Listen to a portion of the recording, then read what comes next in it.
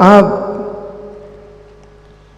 कृष्ण यशोदा का बाल्य मोहन बाल्य जीवन में यशोदा को आनंद देता है, सत्यभामा को नहीं, रुक्मिणी को नहीं।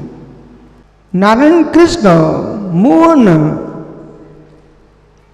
मित्र केशव का बाल्य जीवन यशोदा को आनंद दे सकता है, देवकी को आनंद दे सकता है, लेकिन सत्यभामा रुक्मिणी को आनंद नहीं दे सकता।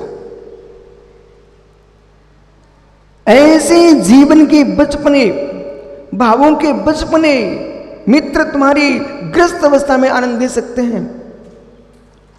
साधु की साधना के काल में तुम्हारे परिणाम रह सकते हैं। अब तुम जन्म से अंतिम दिशा तक चाहो तो मेरे मित्र रुक्मिणी का आनंद, सत्यभामा को आनंद कृष्ण का बालपन नहीं देता है, कृष्ण की राज्यावस्था युवावस्था देती है।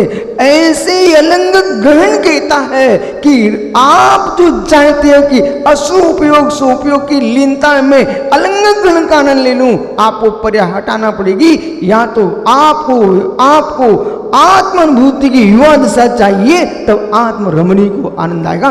वो आत्मा ही हमारी सत्यभामा, आत्मा ही हमारी रुक्मिणी है। और मेरी शुद्ध उपयोग की जो धारा है वही मेरा नारायण कृष्ण मोहन है।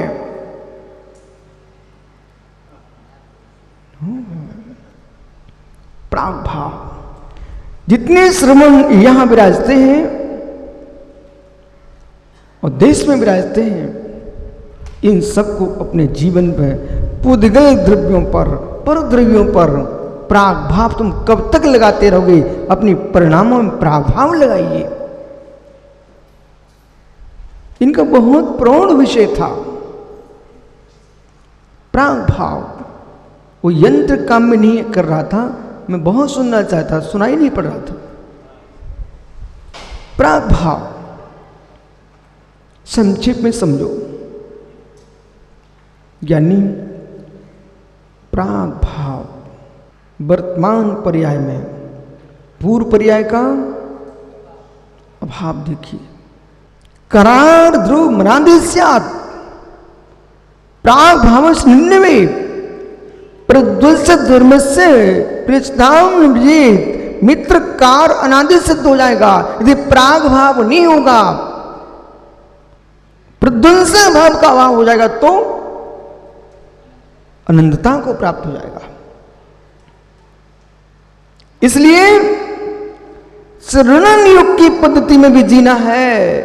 वही ब्रह्मचारी बने, वही महामृति बने, वही अणुवती बने जो प्राग भाव पर ध्यान रखे।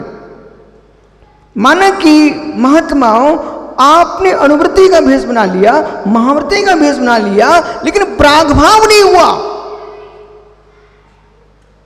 तो तुम्हारी मिथ्या दशा, अवृत दशा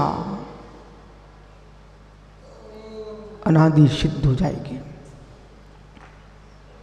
और फिर कोई कहे भोला महाराज जी हमारा ये स्वभाव है। बेटा तुमको प्राग भाव का ज्ञान नहीं है, प्राग भाव का ज्ञान नहीं है।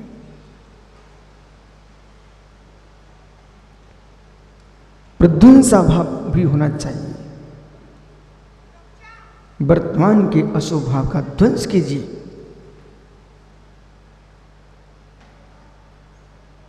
अन्योन्य भाव भी होना चाहिए। जो आपके भावों की पर्याय चल रही है, राग पर्याय बदलना चाहिए। स्त्री धन धान्य आदि के प्रति जो राग है यत्न सागर जी, उसे बदल करके बेटा पंच परिष्टि में आपका राग लग जाए तो उसका संज्ञा बदल जाएगी, वो राग अनुराग हो जाएगा। अभी आप लोग वीतरागी नहीं हो यशोधर सागर जी। सरांग संयम है छठवां गुणस्थान, वीतराग संयम है सप्तम गुणस्थान, स्या वीतराग संज्ञा 11वें गुणस्थान में है। उपसम दृष्टि से वीतराग संज्ञा 12वें गुणस्थान में है 6 दृष्टि से। इस अवस्था को दीपक भी विषय में आपको दे रहा हूं, और आप अपने मित्र विद्वानों को कह सकते हो। पर के विखंडन की अपेक्षा से विधि की निरूपणा की जाए, वो आगम के रहस्यों को ऐसे बताया जाए जैसे सुब्रत सागर जी का आप सब आनंद लूट रहे थे। मित्रों, व्याख्यान की शैली किसी भी नियोग की हो, उसमें आना चाहिए नांदनी, उसमें आना चाहिए मेरे मित्र संपूर्ण रसों की लालित्यपना, उसमें वक्ता के अंदर अपने कंठ को संभालना चाहिए। कैसे? जैसे अखिलेश जज साहब की धर्म पत्नी एक पराठा बनाती है तो पहले तो लोई को बेलती है, आकार दे लेती है, फिर घी छोड़ती है, तवे पर पलटती कि नहीं पलटती है, उसको कब कहाँ पलटना है, नहीं पलटेगी तो एक तरफ जल जाएगा और दूसरी तरफ कच्चा रह जाएगा। ऐसे ही वक्ता को अपने कंठ को पलटना चाहिए, अन्यथा श्रोताओं की जो सुनने की भावना है वो झुलस जाती है, उठ के भागने लगते हैं। बोले क्यों? मित्र, आप वस्त्रों पे प्रेस करते ना, तो एक ही स्थान पर रखे रहना प्रेस को, फिर पहन लेना क्या पहनते हो। उस प्रेस को घुमाना पड़ता है ना। ऐसे तत्व ज्ञान को आप इस प्रकार से प्रोपित कीजिए कि श्रोता जले ना, श्रोता भुने ना, और आप मित्र आग से भरी हुई प्रेस को कपड़ों पर घुमाते रहते हो और पानी के छींटे भी मारते रहते हो, तब भी वस्त्र जलता नहीं है, क्योंकि समझदार प्रेस वाला है। तो इसी प्रकार से ज्ञानियों को चाहिए एक ही विषय को लगाएं, एक ही विषय को लगाएं, एक ही विषय को लगाएं। बेचारे श्रोताओं की श्रद्धा की तो तुमने चादर को चकनाचूर कर झुलसा दिया। विषय को परिवर्तित कीजिए।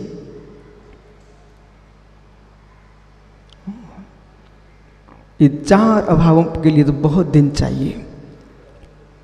मित्र, अन्योन्या भाव, एक परिणाम पर दूसरे परिणाम भाव पर्याय है। चारों अभाव पर दृष्टिपात करूं, सुपयोग, असुपयोग, सदुपयोग, ये पर्याय है, जीव का स्वभाव नहीं है। इनमें अन्योन्या भाव है। वही जीव सुपयोग में आ सकता है, वही जीव के परिणाम अशुभ में जा सकते हैं, वही जीव के परिणाम शुद्ध में जा सकते हैं। मैं मात्र भी जीव द्रव्य व्याख्या कर रहा हूं। अत्यंत भाव कह रहा है। ओह, जज साहब, इस अभाव का चिंतन नहीं चल रहा है श्रमणों के पास, इसलिए अलंग ग्रहण से दूरियां हो चुकी है। ये तो बहुत गहरा है। एक द्रव्य का दूसरे द्रव्य अभाव, इसका नाम है अत्यंत अभाव। मैं कभी पुद्गल नहीं होऊंगा, धर्म अधर्म आकाश द्रवभूत नहीं होऊंगा, यहां तक कि मैं दूसरे जीव द्रवभूत नहीं होऊंगा। ऐसा जिसने निर्णय हो चुका है, फिर क्यों परपंच में जाएगा? हे मेरे, हे मेरे, मेरे, हे मित्र, दूसरा छोड़िए, तेरी नाक का मल तेरा रूप नहीं बनेगा और दुनिया तेरी क्या बन पाएगी?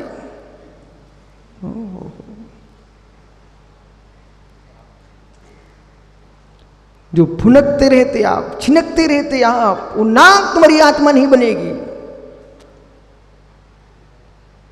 जिस शरीर में तुम विराजते हो ना, सप्त धातु का पिंड जो शरीर है, उसमें तेरी आत्मा का अत्यंत अभाव है।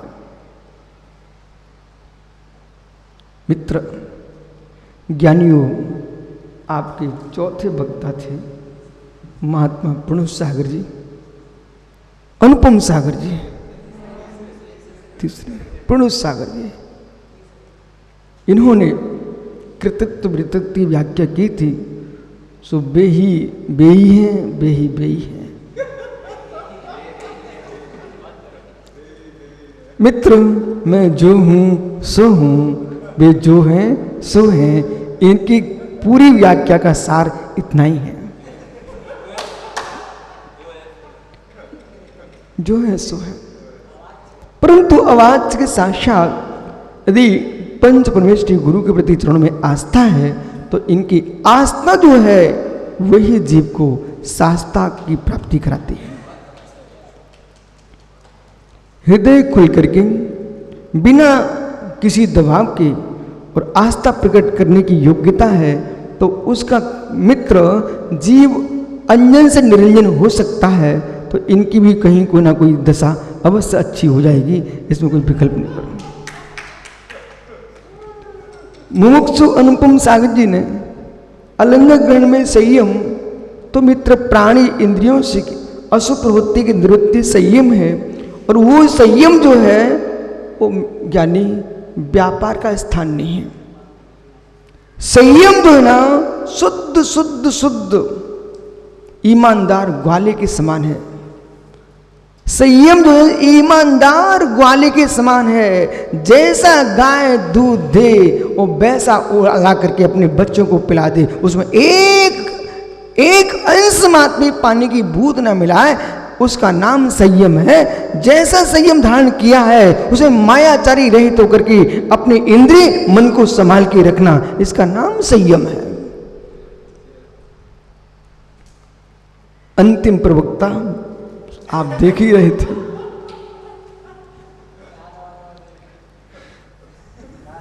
कि जितना मुख से नहीं बोल रहे थे उतना शरीर से बोल रहे थे। ये वक्ता के पास कला होना चाहिए है, और जो वक्ता साम्य सागरी इस विद्या से अनिमिक होता है वो कहीं भी सफल नहीं हो सकता। विषय समझिए, जज साहब अपने जज न्यायाधीश की कुर्सी पर बैठे हुए हैं और सीधे सीधे बोल रहे हैं, बोले भाई साहब तुमने अपराध किया है, अब तुमको एक दंड दिया जाता है। तो जो अपराधी है ना वो दंड तो ठीक, वो हंसने लग जाएगा, वो खड़ा खड़ा वहां पर। इनको थोड़ा मुद्रा भी बनाना पड़ती है, मुद्रा की भी जरूरत है। इसलिए जैन दर्शन में मुद्रा ग्रंथ भी है। वो मुद्रा जो है ना, जब तक हाव भाव तुम्हारे नहीं आएंगे, अध्यात्म विद्या को समझाने की मुद्रा अलग होती है, नाटक करने की मुद्रा अलग होती है, और मित्र रोष की मुद्रा अलग है, विवेक की मुद्रा अलग है। आप समझा रहे हो साम्य सागर जी, आत्मा त्रिकालिक शुद्ध है। अरे मित्र आत्मा त्रिकालिक शुद्ध है, बराबर है आप कह रहे हो, लेकिन थोड़ा ऐसा अनुभव में तो लाओ कि आत्मा त्रिकालिक शुद्ध है। आपको मालूम होना चाहिए है कि पेट्रोल पंप पर एक ऐसे हाथ बना रहता है, वो क्यों बना रहता है? उसका क्या अर्थ है? मतलब उसकी शुद्धता को बताने के लिए वह एक मुद्रा बना के रखी गई है कि आप देखो प्योर शुद्ध है, शुद्ध है। ऐसे ज्ञानियों आत्मा जो है असली भगवान आत्मा है, अतीन्द्रिय ज्ञान स्वभावी है, वो शुद्ध स्वरूप है। ये सुब्रत सागर का विषय बता रहा हूं मैं। इन्होंने कितना बड़ा आलेख लिखा, 42 पृष्ठ का आलेख लिखा है, तो एक नई कृति इन्होंने तैयार कर ली है। इसलिए और सबसे ज़्यादा जितनी भी देशना है उनके नेत्रों के तो सामने से निकलती हैं, इसलिए उनको तो सारी देशनाएं कंठस्थ हैं, इसलिए उनके बारे में कुछ कहने की जरूरत नहीं है। समय आपका बहुत हो गया, इसलिए संचालक महोदय से जरूर कहना है कि संचालक के लिए जो है ना थोड़ा, अब वो सोच रहा है कि बोलूं कि नहीं बोलूं, कहूं कि नहीं कहूं, या ये थोड़ी देखना पड़ता कि सुब्रत सागर हमारे ज्येष्ठ हैं कि कनिष्ठ हैं। आपको स्टिक होना पड़ता है।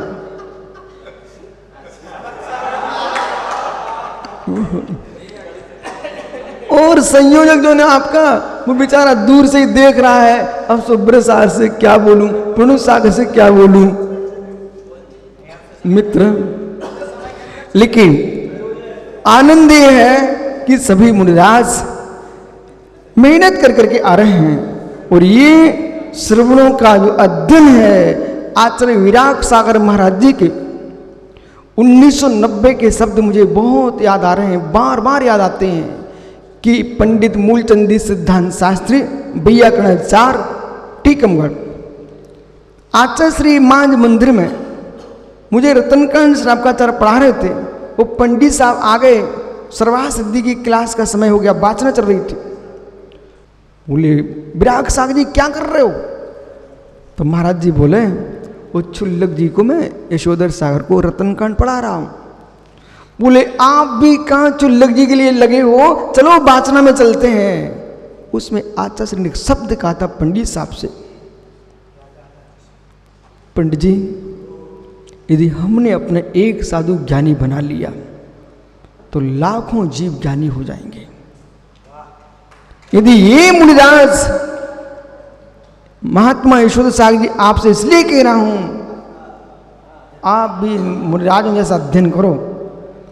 यदि ये मुनिराज अखिलेश भैया यहां से अध्ययन करके निकलेंगे ना, पूरे देश में मेरा विश्वास है श्याल बात का ध्वज नाद फहराएगा, अनेकांत अनेकांत का नाद होगा। मुझे इनसे कुछ भी नहीं चाहिए, विश्वास मानो, न मुझे इनकी तस्वीर चाहिए, न पोटू जी ने पुस्तक चाहिए। आप तो अपनी साधना का साधना करो और आगम का अध्ययन करके भगवान जिनेंद्र के शासन को आगे बढ़ाओ। इतनी उद्देश्य है। संत चिड़िया को क्या चाहिए बच्चे से? कुछ नहीं चाहिए। ऐसे मित्र तुम यहां पलो पुसो और उड़ो आकाश में।